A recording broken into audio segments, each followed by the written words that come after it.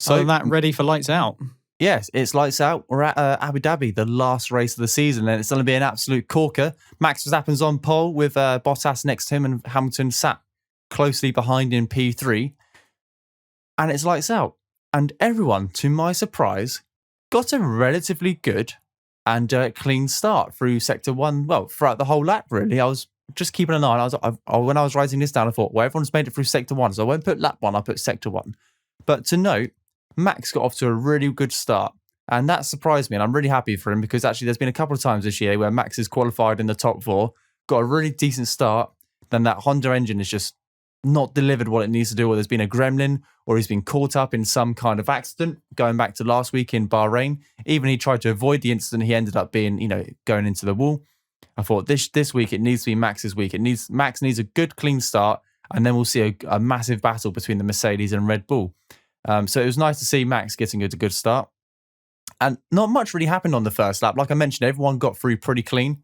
Magnussen made up 3 places on that first lap, which was the biggest change of the first lap, which is relatively small given that some races we've seen drivers jump 7, 9 or 10 positions in one lap. And Abu Dhabi is quite a long lap as well. So I was expecting it to be a little bit more, but it's known for not being the best at overtaking, which surprises me given that you've got a couple of long straights.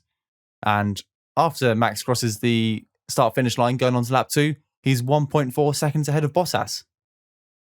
Yeah, speaking of Bottas, we did see him have a little wobble in turn 1 at the very first bit, kind of similar to what he did to Bahrain as well. He just got a little bit squirrely coming out of the turn, but he managed to catch it.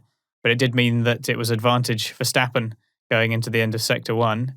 Also, interestingly, we saw all 3 tyre compounds start the race. Yes. So don't often see that. So it was interesting that we were going to get eyes on potentially a whole bunch of different strategies. But yeah, coming out of the first lap, we had Verstappen already looking pretty strong ahead.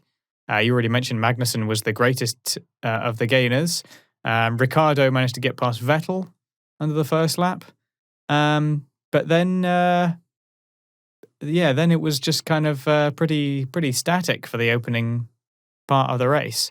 It was. We had Perez making a few moves at the back. Obviously, he started at the back, but he was still 20th after lap 1. I think he had some kind of problem. Maybe he went wide somewhere or something. But potentially, I find it hard to believe he wasn't able to make up any places.